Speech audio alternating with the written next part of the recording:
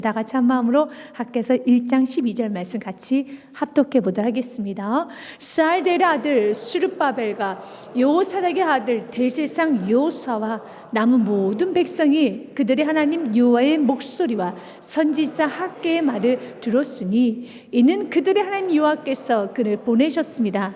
백성이 다 여호와를 경외하며 아멘. 사랑하는 여러분, 오늘 학개 선지자가 이스라엘 백성들에게 네 편의 설교를 합니다. 그 첫 번째 설교가 바로 1장의 말씀이 첫 번째 설교입니다. 그리고 두 번째 설교가 학개서 2장의 말씀입니다. 첫 번째 설교는 오늘 학개서 1장 1절 말씀에 보면 이렇게 되어 있습니다. 다리 왕 제2년 여섯째 달을 곧 그 달 초하루에 6월 1일 날에 여호와의 말씀 선지자 학개로 말미암아 스알델의 아들 유다 총독 스룹바벨과 여호사닥의 아들 대제사장 여호수아에게 임하니라 이르시되 그랬습니다. 여호수아는 대제사장 사독 지파의 여러분 자손입니다. 유다 총독 스룹바벨은 왕족 출신이죠. 그래서 두 지도자가 여러분 성전 건축을 앞서서 진행하고 있습니다. 스룹바벨의 영도자를 통하여서 BC 537년에 4,000명의 유대인들이 1차에 바벨론으로부터 귀환했습니다. 그리고 난 후에 그들이 536년에 성전 재건을 시작했어요. 근데 많은 어려움이 왔습니다. 넉넉하지가 않습니다. 환경적 어려움과 함께 또한 사마리아는 시기 질투, 또한 악재, 기근, 가난, 더 나아가서 자신의 삶도 지금 너무 엉망인 것입니다. 그런 상태에서 성전 건축을 하고 싶지만 환경적으로 너무 어려운 거예요. 그래서 그들이 멈췄습니다. 16년 동안 멈췄어요. 방치를 한 겁니다.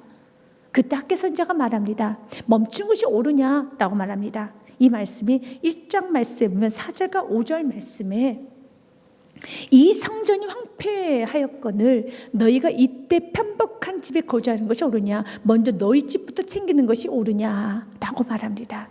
5절 말씀에 그러므로 이제 만군의 여호와가 이같이 말하노니 너희는 너희 행위를 살피지니라. 이것이 바로 그리스도인과 비그리스도인 차이인 것입니다. 세상의 사람들은 당연히 자신의 집을 먼저 세워야겠죠. 그것이 이 땅에 사는 목적입니다. 세상 사람들이 이 땅에 사는 목적이 무엇입니까? 행복하게 가족들과 함께 잘 살려고. 이게 대부분의 목적이에요. 돈을 많이 벌든 적게 벌든 소박한 다 꿈이 하나 있습니다. 가족들과 행복하게 지내는 거예요. 그래서 말년에 부부가 서로 여행도 다니면서 또한 형제들 간에 우애가 있고 이 땅에서 행복하게 사는 거. 이게 세상 사람들의 목적이라면 우리 그리스도인들은 이게 목적이 아닙니다. 이 땅에서 행복이 목적이 아니라 이 땅에서 하나님의 영광, 거룩이 드러나야 되는 겁니다. 여러분의 가정을 통해서, 여러분 부부 생활을 통해서, 또 부모의 자녀 관계를 통하여, 사업장을 통해서, 일터를 통해서 이런 곳곳에 있는 그곳에서 하나님의 영광이 드러나야 됩니다. 하나님의 거룩이 드러나야 되는 겁니다. 거룩이라는 게 무엇입니까? 구별됨이에요.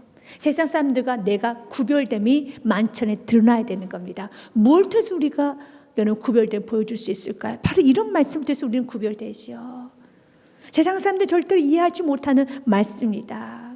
하나님께서 이렇게 말합니다. 학개 선지자를 통해서 이렇게 말합니다. 4절 말씀에 어떻게 너는 성전은 방치해 놨는데 황폐하였거늘 너희가 이때 편복한 집에 거주한 것이 옳으냐라고 말합니다.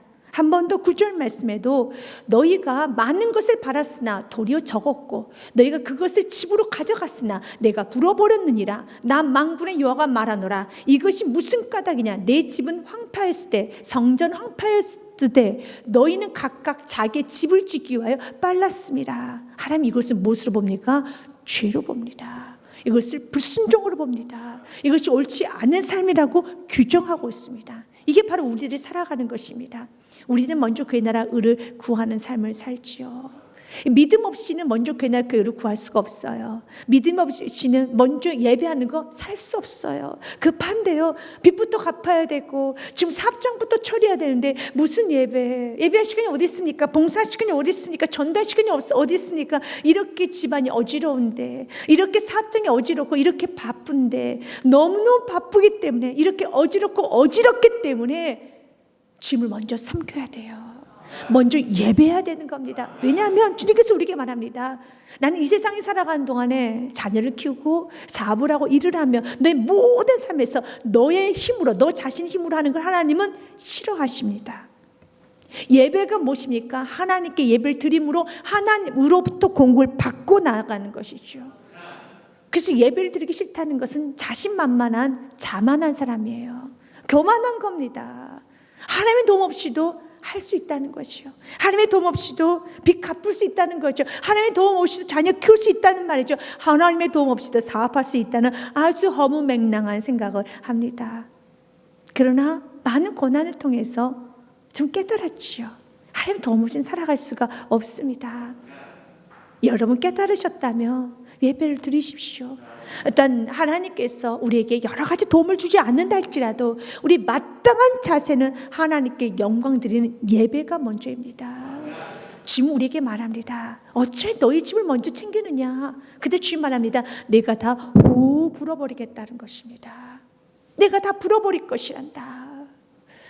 그러면서 지금 우리가 세상 사람과 다르게 살기 원합니다. 하나님 먼저 섬기고 하나님 먼저 예배하고 나의 집보다 성전을 그의 나라 그의 의를 먼저 챙겨가기를 시작하고 있습니다. 여러분이 굉장히 잘 아는 말씀이죠. 우리가 좀 기억하고 외워야 될 말씀이기도 합니다. 사도 바울의 고백이죠. 예수를 만난 사람들의 고백입니다. 빌립보서 1장 19절과 20절 말씀에 20절 21절 말씀에 보면 나의 간절한 기도와 소망을 따라 내가 아무 일에든지 부끄러워하지 아니하고 지금도 전과 같이 온전히 담다하여 살든지 죽든지 내 몸에서 그리스도가 존귀하게 되게 하려 하나니. 아멘. 우리의 삶의 목적은, 우리 사업적인 목적, 우리 인생의 목적은 그리스도가 존귀하게 돼야 돼요. 그리스도만 드러나면 되는 겁니다. 21절 말씀 한 번 더 고백합니다. 이는 내게 사는 것이 그리스도니 죽는 것도 유익함이라. 아멘. 사랑하는 여러분, 이제 내게 사는 것은 그리스도예요. 내가 사는 것이 아니라 그리스도가 사는 겁니다. 그러니까 그리스도가 살아가는 삶을 살기 시작할 때 여러분의 삶에 형통이 와요. 신명기 28절 1절 지금 분명히 우리에게 말합니다. 너희가 높아지고 싶느냐? 세상 영향을 끼치고 싶느냐? 다음 세대에게 믿음의 유산을 남겨주고 싶고 뭔가 인간다운 삶을 살고 싶고 여러분의 삶에 선한 영향을 끼치고 싶다면 한 가지예요. 다음 세대 세우고 싶습니까? 이 어려운 시기를 지나가고 싶습니까? 하나님 제대로 섬기십시오. 그런 삶을 살아남을 수 있어요. 우리는 지금 아주 작은 바이러스 하나에도 여러분 인간의 무력감이 보여지는 이런 세상에 살고 있습니다. 하나님의 도움을 받아야 돼요. 하나님 앞에 여러분 하나님 도와주세요.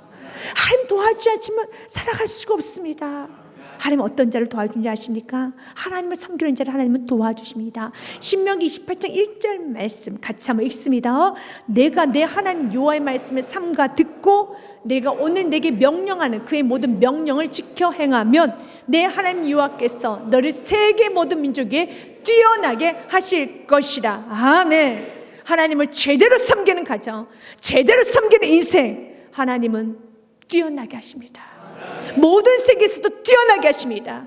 이 나라의 민족이 하나님을 제대로 섬기기 시작하면은 이 나라의 민족은 세계에서 뛰어나게 하십니다. 그 뛰어나게 하시면 무엇합니까? 자기 자랑 자만 아닙니다. 뛰어나게 하신 이유는 한 가지예요. 어느 학계 선지자가 섬겼던 것처럼 세계를 섬기는 거예요. 내 이웃을 섬기는 것입니다. 여러분 누군가를 섬기고 싶다면, 영향을 끼치고 싶다라면 먼저 내가 하나님 앞에 먼저 예배하고 그의 나라 그의 의를 먼저 구하며 내 것을 먼저 챙기는 삶이 아니라 내 인생을 먼저 챙기는 것이 아니라 하나님의 뜻을 먼저 찾아갈 수 있는, 하나님께서 원하시는 삶을 살아갈 수 있는 그런 은혜가 있어야 되겠습니다. 16년간 방치합니다. 그리고 520년 BC 520년 6월 1일 날 학계 선지자가 말씀을 선포합니다. 그리고 난 후에 23일 후에 6월 24일 날 그들이 이제 다시 성전을 건축하기 시작합니다. 그리고 나서 516년 12월 3일 날 4년 만에 성전 재건을 완성합니다. 그게 오늘 본문 말씀입니다. 그들이 무력했을 때, 그들이 멈추었을 때 알지만 그들이 멈추면서 그의 나라 그의 의를 구해야 되는 거 알지만 환경이 어려워요.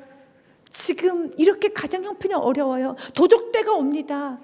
그리고 그 당시에는 여러분 캄바세스 2세라는 왕이 성전 재건을 중단시켰어요. 할 수도 없어요. 모든 환경이 성전 건축하지 말라는 사인으로 다 들립니다. 혹시 여러분들이 지금 모든 환경이 예배 드릴 수 없도록 모든 사인이 다 들린다라면, 모든 환경이 지금 나에게 말하는 것이 아니라 지금 내 마음이 예배를 포기하기 시작했을 때 환경은 내 마음대로 움직여가요. 여러분의 믿음 참 중요해요.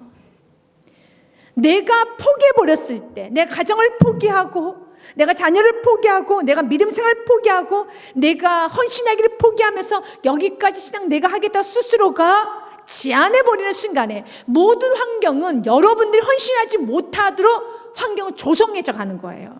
그러나 반대로 여러분들이 제한하지 아니하고 믿음으로 나아가기 시작하면 환경은 여러분 믿음대로 움직여가기 시작합니다. 오늘 그들은 16년간 방치해뒀어요. 그런데 이제 그들이 움직여가기 시작합니다. 오늘 본문의 말씀에 12절의 말씀에 보면은 학개 선지의 말을 통하여서 글이 다시 회복되었음을 성경 기록하고 있습니다. 살드의 아들 스룹바벨과 여호살의 아들 대생 여호수아와 남은 모든 백성이 그들의 하나님 여호와의 목소리와 선지자 학개의 말을 들었으니, 아멘. 들으면 여러분 기적이 일어납니다. 들으셔야 돼요.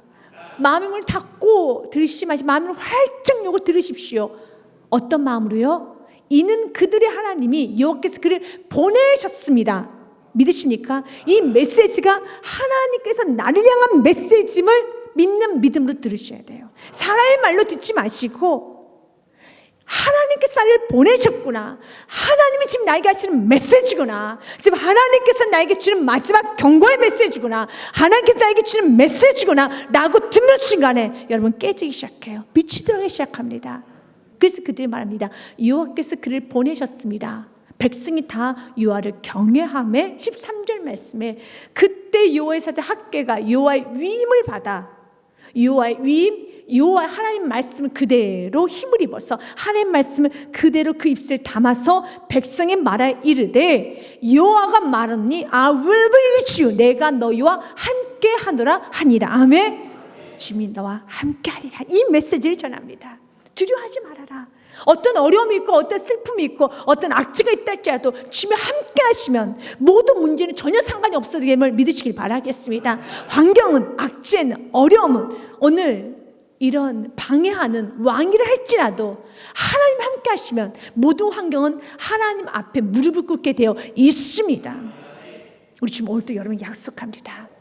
마태복음 28장 19절과 20절 말씀에 보면 예수께서 마지막 우리에게 하셨던 지상 명령이면서 마지막 메시지예요. 라스트 커맨드먼트, 마지막 메시지입니다. 마지막 명령입니다. 그러므로 너희는 가서 모든 민족을 제자로 삼아 아버지, 아들과 성령의 이름으로 세례를 베풀고, 같이 읽습니다. 내가 너에게 분부한 모든 것을 가르쳐 지키게 하라. 볼지어다 내가 세상 끝날까지 너희와 항상 함께 있으리라 하시니라. 아멘. 사랑하는 여러분, 주의 길을 가는 자, 내가 너에게 분부한 모든 것을 가르쳐 지키게 가는 자, 전도자의 삶을 사는 자, 한 영혼을 세워나가는 그 삶을 살아가는 자에게 주님 약속합니다. 내가 세상 끝날까지, 내가 세상 끝날까지 내가 너희와 항상 함께 있으리라. 주님이 함께하면 어떤 기적이 일어나는 줄 아십니까? 사사기서 말씀해 보면 주님이 함께 있었을 때 미디안 사람 한 사람 치듯한다고 성경 기록되어 있어요. 여호와께서 그에게 이르시되 내가 반드시 너와 함께 하리니 내가 미디안 사람 치기를 한 사람 치듯하리라 하시니라. 아멘. 미디안 사람은 메뚜기 떼보다 더 많았어요. 그런데 주님이 함께하면 그렇게 수많은 문제가, 수많은 메뚜기 때문에 더 많은 모든 문제, 모든 엉킨 모든 것들이 마치 하나의 문제인 것처럼 너무 쉽게 그 문제는 사라지기 시작합니다. 그 사랑하는 여러분, 문제 앞에 진료하면 안 돼요. 문제를 크게 생각하면 안 됩니다. 하나님 나와 함께 하심에 선포하면서 문제가 하나 올라올 때마다 그 문제를 크게 생각하는 것이 아니라 하나님도 크게 생각하면서 그 문제를 작게 지압을 해야 돼요. 그 마지막 그 지압이 어떻게 됩니까? 이건 뭐야, 별거 아니네. 손을 쿵 누를 수 있을 정도로, 여러분 발로 뻥 차버릴 수 있을 정도로 여러분의 담담이 있어야 되겠습니다. 주님 말합니다. 오늘 이들에게 성전 건축을 하고 싶어요. 이스라엘 백성들이 하기 싫은 건 아니었어요. 하고는 싶어요. 여러분도 마찬가지잖아요. 나도 살고 싶고 믿음으로 살고 싶고 열심히도 하고 싶고 하는데 자꾸 주춤되고 무섭고 두렵고 주님 말합니다. 오늘 이 말씀 여러분들이 마음의 문을 열고 하나님 말씀 들으셔야 돼요. 이스라엘 백성들처럼요. 오늘 이렇게 변화된 이스라엘 백성들처럼 들으셔야 되는 겁니다. 이거 하나님 나에게 주신 메시지구나. 내가 너와 함께하리라. 그러면 끝나는 겁니다. 이거보다 더 큰 위로가 어디 있어요? 이거보다 더 큰 메시지가 어디 있습니까? 이거보다 더 큰 축복이 어디 있습니까? 하나님 자신을 주시겠다는데요. 내가 내 자신을 주겠다고. 내가 너와 함께하리라. 여러분 가는 곳에 하나님도 함께 가십니다. 여러분 멈추면 하나님도 멈추십니다. 하나님 함께 하시겠다는 것입니다. 에레미야 선지자도 그랬어요. 하나님이 에레미야에게 이렇게 말합니다. 너는 가서 이스라엘 백성들에게 전하여라. 그때 에레미야가 말해요. 나 못하겠습니다. 나는 작은 아이입니다. 나 못하겠습니다. 무서워요. 하기 싫습니다. 두렵습니다. 무섭습니다. 세상 사는 게 좀 무섭습니까? 여러분 인생이 좀 무겁게 느껴지고 무섭게 느껴집니까? 여러분 굉장히 작은데 예민하고 아주 거친 아이처럼 떼쟁이가 되었습니까? 주님 말합니다. 여호와께서 내게 이르시되 너는 아이라 말하지 말고 내가 너를 누구에게 보내든지 너는 가며 내가 무엇을 명령하든지 너는 말할지니라. 아멘. 8절 말씀이에요. 너는 그들 때문에 두려워하지 말라. 내가 너 함께하여 너를 구원하리라. 아멘. Do not fear. 두려워하지 말라. I will be with you. I am with you. 내가 너와 함께할 것이고 내가 너를 레스큐 구원할 것이고 나 여호와의 말이니라 하시고. 주님과 함께하면 두려움도 사라지고 주님과 함께하면 역사가 이루어져요. 그래서 오늘도 주님 나와 함께 하신 그 약속의 말씀 온전히 믿는 믿음을 내가 충만하게 원합니다. 내가 충만하게 원합니다. 그렇게 약속합니다. 9절 말씀 같이 읽습니다. 여호와께서 그 손을 내밀어 내 입에 대시며 여호와께서 내게 이르시되 보라 내가 내 말을 내 입에 두었느라. 아멘. I have put my word on your mouth. 우리 주님 말합니다. 나의 말을 on your mouth, 네 입에다 두었다라는 거야. 하나님의 말씀을 내 입에 두었습니다. 그래서 내가 말씀을 선포할 때 내 말이 나가는 것이 아니라 하나님 말이 나가는 겁니다. 여러분 이 말씀 믿는 자가 어떻게 예배를 안 드릴 수 있겠어요? 이 말씀 믿는 자가 어떻게 기도를 안 할 수 있겠습니까? 지금 내 입에 당신의 말을 얹어 주시옵소서. 보태 주옵소서. 주님 나의 지혜에 나의 머리에 당신의 지혜를 얹어 주옵소서. 나의 손에 당신의 능력을 얹어 주시옵소서. 지금 내 가슴에 당신의 사랑을 얹어 주시옵소서. 당신의 능력을 얹어 주시옵소서. 이걸 바라는 사람이 어찌 예배를 안 드리겠습니까? 그래서 예배를 안 드리시는 분은 여러분 주님 먼저 찾지 아니하시는 분은 너무 세상을 자만하게 사는 거예요. 내가 할 수 있다는 생각을 아주 많이 하는 거죠. 그러나 우리는 한 발짝도 갈 수 없어요. 근데 우리 주님 약속하잖아요. I have put my word on your mouth. 내 말을 내 입에 두었다라고요. 오늘도 우리 주님 약속합니다. 나의 능력을 너의 심장에 두었노라. 우리는 그 능력을 받기 위해서 오늘도 나오는 겁니다. 주님 내게 능력 주시옵소서. 오늘도 내 입술을 주장하여 주시고 내 마음을 주장하여 주시고 오늘도 내가 이렇게 사람을 만납니다. 내가 오늘도 이렇게 합니다. 주님 난 너무 연약합니다. 주님 나를 붙들어 주시옵소서 라고 여러분들이 주께 나와 예배하기 시작할 때 놀라운 역사가 일어남을 믿으시길 바라겠습니다. 학계 선지자는 다른 메시지 전하지 않아요. 지속적으로 반복적인 메시지 전합니다. 하나님은 너희와 함께하고 있단다. 두려워하지 말고 시작해보자. 이 말을 들었던 이스라엘 백성들은 감동이 되기 시작합니다. 14절 말씀에 보면 여호와께서 스알델의 아들 유다 총독 스룹바벨의 마음과 요사닥의 아들 대제사장 요셉의 마음과 남 모든 백성의 마음을 감동시키심에 믿으십니까? 말씀을 들으면 감동이 일어나요. 이것을 우리가 은혜 받았다고 하는 거예요. 이런 말씀에 감동이 일어나야 돼요. 이제 그들은 16년 동안 방치해뒀어요. 어디서 시작해야 될지도 모르겠어요. 혹시 여러분의 인생이 너무 많이 여러분 이렇게 흐트러져서 어디서 시작해야 될지 모를 때 오늘 감동 받으셔야 돼요. 그러면 일어날 수 있습니다. 모든 백성의 마음을 감동시키시면, 누가 감동시켰습니까? 주님이 감동시키세요. 감동시키시면 그들이 와서 만군의 여호와 그들이 하나님의 전 공사를 하였으니, 아멘. 감동이 되면 일어나기 시작해요. 인간은 내가 아무리 일어나고 싶어도 일어날 수가 없어요. 우울증이라는 게 디프레션, 우울증은 어때요? 우울한 마음을 자기 스스로 억지가 안 되는 거예요. 우울이 나를 삼켜버린 거예요. 여러분, 이 무드가, 감정이 나를 삼켰어요. 인간은 감정을 통제하지 못해요.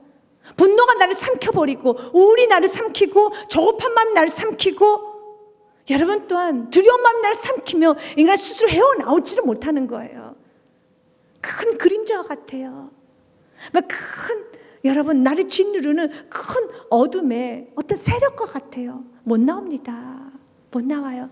그래서 치료라는 걸 받죠. 약물도 먹습니다. 그것도 온전한 치료가 됩니까? 안 되지요. 안 되지요. 그런 내 마음이 감동되기 시작하면 이제는 이 모든 감정을 통제시킬 수 있고, 무너뜨릴 수 있고, 이 우울한 마음을 내쫓을 수 있고, 조급한 마음을 여러분 잠식시킬 수 있고, 내 안에 분노의 마음을 다스릴 수 있어요. 마음이 감동돼야 돼요. 이걸 할 수 있는 건 오직 한 가지예요. 하나님 말씀밖에 없어요. 히브리서와 디모데 후서 말씀에 보면 하나님 말씀에 관한 말씀이 좀 기록이 되어 있습니다. 히브리서 4장 12절과 13절 말씀에 보면 하나님의 말씀은 살아있고 활력이 있어 좌우에 어떤 말씀은 어떤 검보다 예리하여 혼과 영과 및 관절과 골수를 찔러 쪼개기까지 하며 또 마음과 생각의 뜻을 판단하니, 이 우울한 마음과 이 조급한 마음과 분노의 마음과 이 모든 생각도 혼란한 생각들을 찔러 쪼개는 건 말씀밖에 없어요. 왜? 그 말씀은 살아있기 때문에. 오늘 지금 말합니다. 우리의 모든 문제, 내 안에 분노, 내 안에 있는 우울, 내 안에 있는 여러 가지 걱정, 근심, 두려움은 하나님 믿지 않는 그 믿음 없음이죠. 근데 지금 말씀하시잖아요. 내가 너와 함께하리라. 내가 너를 붙들어주리라. 내가 너와 함께하리라 라고 하면 그 말씀 믿고 주님 믿습니다. 이 말씀은 내 생각을 잘라 쪼개요. 어떤 것보다 예리해서 혼과 영과 관절 골수에 찔러 쪼개버린다는 겁니다. 13절 말씀에 그래서 지으신 것이 하나도 그 앞에 나타나지 않음이 없고, 하나님 말씀 앞에서 우리는 다 벌거벗게 돼요. 너무 창피하죠. 그래서 여기서 두 부류로 나눠져요. 하나님 말씀은 우리를 다 벌거벗기기 때문에 첫 번째 정말 은혜스러운 성도님의 부류는 벌거벗긴 그 말씀 앞에 주님의 보혈의 피를 바르는, 주님의 보혈의 피로 덮는 성도가 있고, 어떤 성도는 너무 벌거벗겨져서 너무 창피하고 화가 나고 너무 힘들어서 도망치는 성도가 있어요. 또 어떤 성도는 아니다고 부인하는 성도가 있어요. 그러나 은혜스러운 성도는 오늘 성경에 말합니다. 지으신 것이 하나도 그 앞에 나타나지 않으면 없다고 그랬어요. 다 벌거벗겨져요. 우리의 결산을 받으시 이의 눈앞에는 만물이 벌거벗은 같이 드러나느니라. 아멘. 다 드러납니다. 근데 마지막 심판 때 드러나면 그때는 길이 없고요. 오늘 이 시간에 드러나면 길이 있어요. 마지막 심판 때 동일해요. 심판주 예수 앞에는 무조건 다 드러나게 돼 있어요. 근데 그 드러나면 언제 드러나느냐가 중요합니다. 오늘 이 말씀 앞에 드러나서 회개한 보혈의 피를 얻는 것이고, 마지막 심판 때 드러나면 사나 덮으라, 바위야 내 위에 나를 부셔뜨려라 라고 말하는 그러한 처절한 후회가 이루어져요.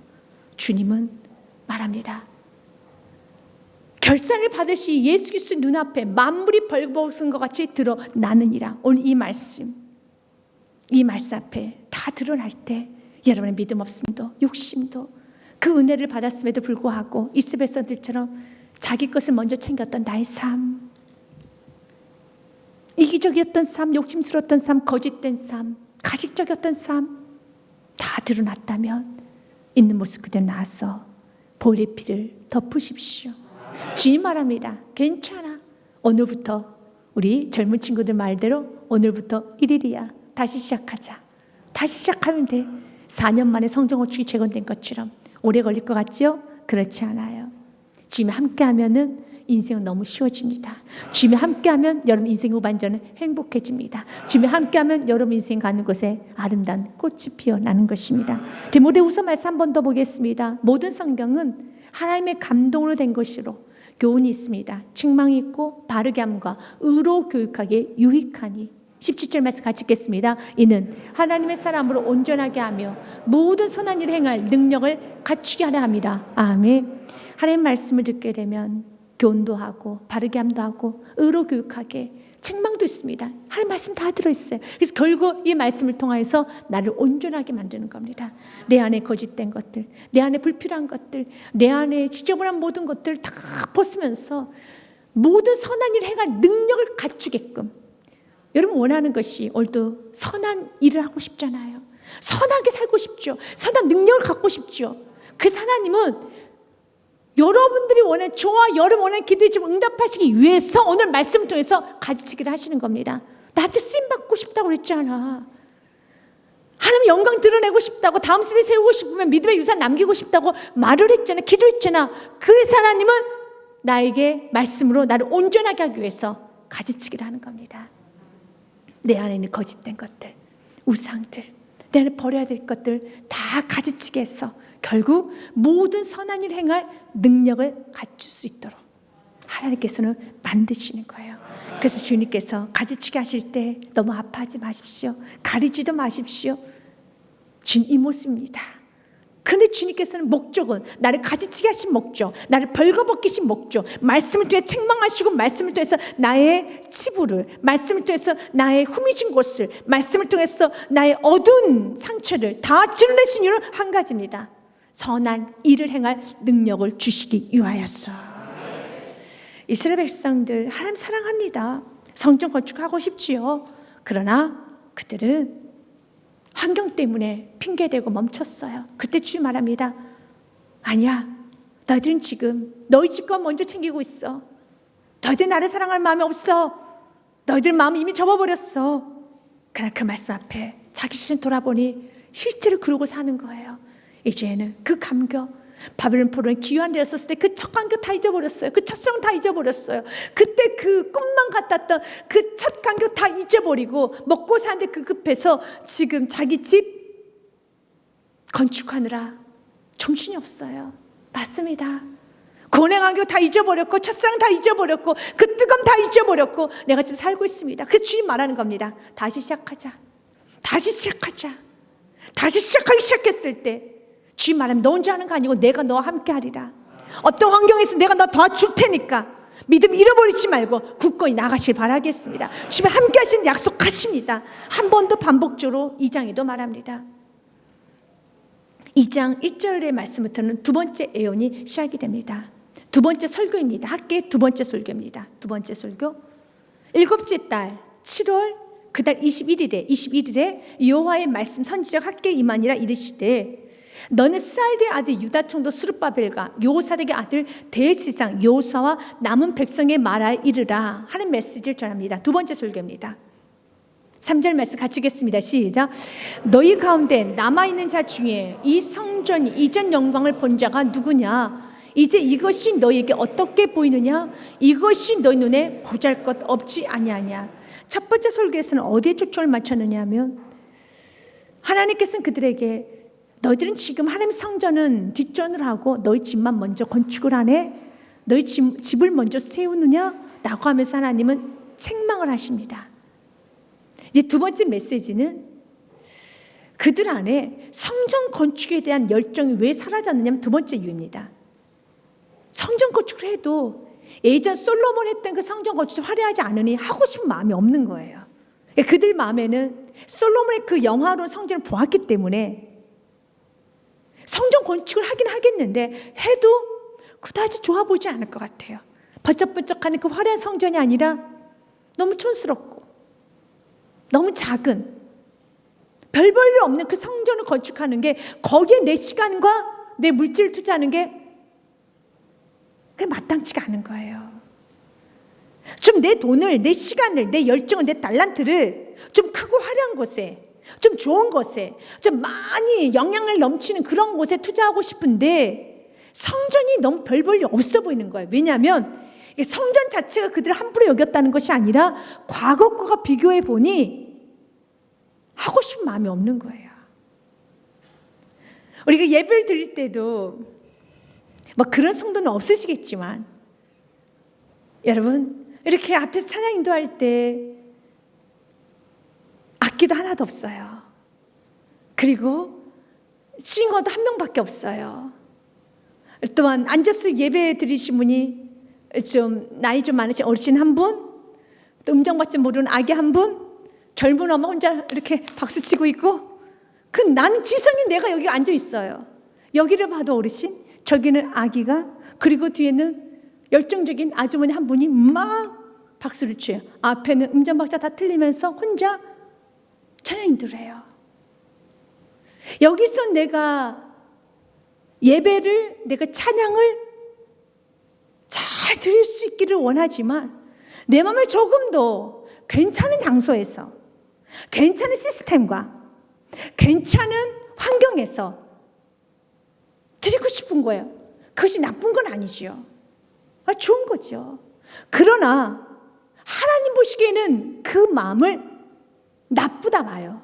왜냐하면 예배 본질이 이렇기 때문에. 교회 본질은, 예배 본질은 외형이 아닙니다. 근데 인간은, 우리는 나의 물질, 나의 시간, 나의 노력을 좀 괜찮은데, 조금 화려한데, 내가 솔로몬 같은 영화의 성전을 지은 데는 나도 뭔가를 좀 하고 싶은데 그 잡목 가지고, 그리고 형편이 그렇다고 내가 돈이 많아서 백향목을 가져올 능력은 없으니까 할 말은 없지만 나도 잡목밖에 못 가져올 인생이지만 하고 싶은 마음도 없는 거예요. 그래서 하나님은 그 마음을 콕 찔러서 말하는 겁니다. 너 하기 싫구나. 하찮아 보이는구나. 너희 가운데 남아있는 자 중에서 이 성전에 이전 영광을 본 자가 누구냐? 있었어요. 원로들이 그랬어요. 나이가 많으신 분들은 이미 그 예루살렘의 바빌론에 의해서 무너지기 전에 아름다운 성전이 머릿속에 기억이 되어 있지요. 나이도 들었어요. 하고 싶은 마음도 없는 거예요. 이제 이것이 너희에게 어떻게 보이느냐? 이것이 너희 눈에 보잘것없지 아니하냐? 라고 묻습니다. 우리 지금 오늘 우리에게도 말합니다. 혹시 복음이, 내가 예수 믿는다는 것이, 이렇게 예배하는 것이, 예배한다고 그다지 드라마틱하게 변화된 것도 없고, 내가 새벽 기도를 드리고 내가 매일 공예배를 드려도 어떤 내가 그리스도인이라는 것이, 내가 교회 다니는 것이 그렇게 세상과 여러분 차별 둘 정도로 화려하거나 아니면 뭔가 드라마틱한 일이 일어나지도 않고, 그렇기 때문에 내 눈에 보잘것없이 예배가 없이 보이고 있지는 않느냐? 교회가 보잘것없는 것처럼 보이고 있지 않느냐? 하나님을 섬기는 것이, 전도하는 것이, 내가 봉사하는 것이 혹시 보잘것없이 보이고 있지는 않느냐? 세상에서 NGO 단체에서 뭔가 여러분 기아를 돕고 그럴 때는 뭔가 내가 정말 의로운 일을 하는 것 같은데, 그냥 내가 교회에서 그냥 청소하는 것이, 내가 교회에서 예배하는 것이 혹시 보잘것없이 보이지는 아니하느냐? 우리 주님은 말합니다. 학개 2장 9절 말씀해 보면 이런 말씀하세요. 이 답은 9절 말씀에 있습니다. 학개 2장 9절 말씀 같이 읽으면 시작. 이 성전의 나중 영광이 이전 영광보다 크리라. 만군의 여호와 말이니라. 내가 이곳에 평강을 주리라. 만군의 여호와의 말이니라. 아멘. 성전 자체 하나님 영광이 임하면 그것 자체로 영광스러운 것입니다. 그런데 하나님은 어떤 걸 더 기쁘게 받으시는가?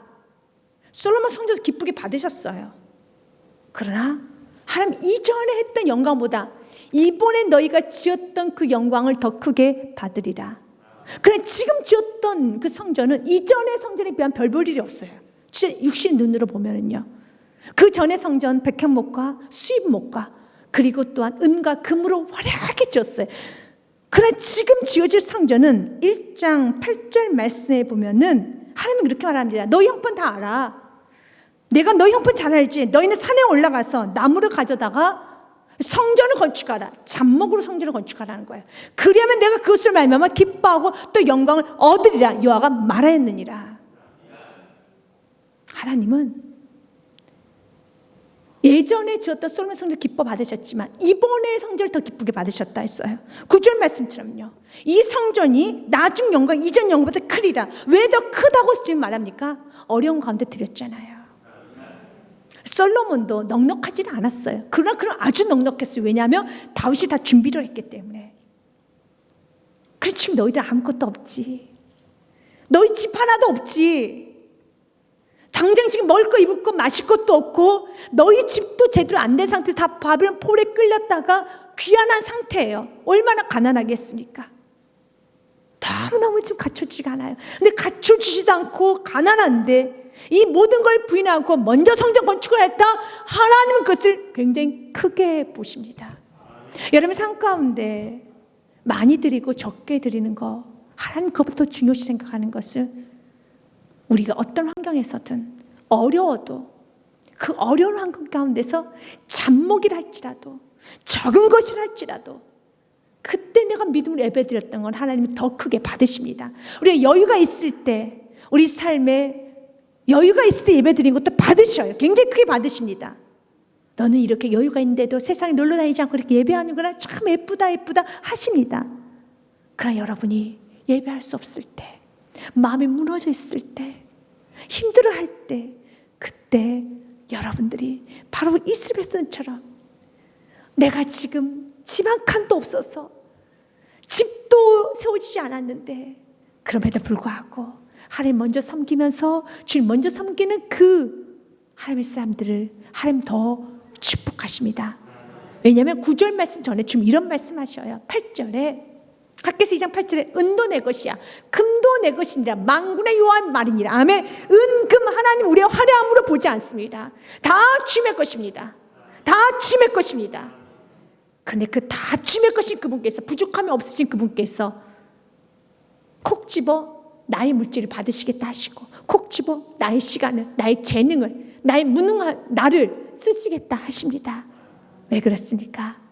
하나님은 우리의 마음을 받기 원하십니다. 미가서 말씀에 이렇게 되어 있습니다. 6장 7절과 8절에 여호와께서 천천의 수당이나 만만의 강물 같은 기름을 기뻐하실까? 내 허물을 위하여 내 맏아들을 내 영혼의 죄로 말미암아 내 몸에 열매를 드릴까? 여러분 죄를 덮기 위해서 몸에 열매? 아니면 여러분들이 여러분 허물을 덮기 위해서 자녀까지 한번 바쳐보십시오. 이게 다 갚아지는가? 천천의 수당 만만의 강물 어떤 행위로도 주님의 여러분 주님 만족시킬 수 없어요. 여러분의 죄를 덮을 수도 없어요. 여러분의 과거를 없앨 수도 없어요. 8절과 9절 말씀드려요. 사람아 주께서 선한 것이 무엇임을 내게 보이셨나니 여호와께서 내게 구하시는 것은 오직 정의를 행하고 인자를 사랑하며 겸손하게 내 하나님과 함께 행하는 것이 아니냐. 믿으십니까? 주님과 함께 행하는 것입니다. 주님과 동행하는 것입니다. 그래서 마지막 두 번째 설교에도 동일한 메시지가 선포돼요. 그들이 새로 지어질 성전에 대해서 기대감과 비전과 그리고 마음 뭉클함이 없이 지어봤자 정말 성전이 너무 초라해질 텐데 그런 마음으로 주저주저하고 있을 때 아니지. 그때 너와 함께 했던 그 시간, 그 어려울 때 잡목을 가지고 와서 성전을 건축했던 그 아름다운 시간, 그것이 바로 주님과 여러분만 아는 스토리예요. This is my story. 이것이 나의 간증이요. This is my song. 이것이 나의 찬송일세. 어려울 때 주님께 드렸던 그 기도, 어려울 때 주님께 매달렸던 그 시간, 어려울 때 주님을 찾았던 그 믿음의 행위, 이것이 여러분에게서의 This is my story가 되는 거예요. 이것이 나의 간증이요. This is my song. 이것이 나의 찬송일세. 아멘. 그래서 주님 말하는 겁니다. 이제 두려워하지 말아라. 내가 너와 함께함이라. 2장 4절 말씀 같이 한번 읽어보겠습니다. 그러나 여호와가 이르노라 스룹바벨아 스스로 글쓰게 할지어다. 여호사닥의 아들 대스장 여호수아 스스로 글쓰게 할지어다. 여호와의 말이니라. 이 땅의 모든 백성아 스스로 글쓰게 하여 일할지어다.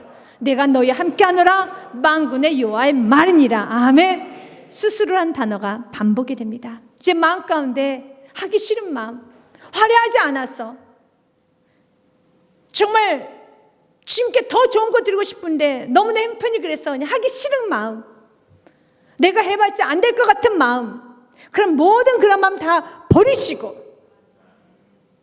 스스로 굳세게 하십시오. 세상 사람들이 조롱하고 별 볼일 없다 느껴질지라도 예배, 주님을 섬기는 행위, 또한 우리가 매일매일 드리는 예배, 이렇게 예배 드릴 바야 화려하게 뭔가 보여지는 큰 구호단체, 보여지는 뭔가 구제, 그것도 좋지만 그러나 그리스도인이 먼저 해야 되는 거, 하나님께 먼저 예배하고 하나님 먼저 섬기는 그 일에 있어서 사람들이 많은 박수가 없다 할지라도 스스로 마음을 굳세게 하셔서 스스로 여러분들이 담대하셔서 일을 하시길 바라겠습니다. 많은 사람 알아주지 않아도 그 성전의 결과가 화려하지 않다 할지라도, 우리 예배 드렸던 결과가 화려하게 나타나지 않는다 할지라도 우리 그리스도인 먼저 해야 되는 건 예배입니다. 스스로 예배 드리십시오. 스스로 일하십시오. 오늘도 여러분 삶에 이 충만한 은혜가 충만하게 있으시길 주님의 축복 드립니다.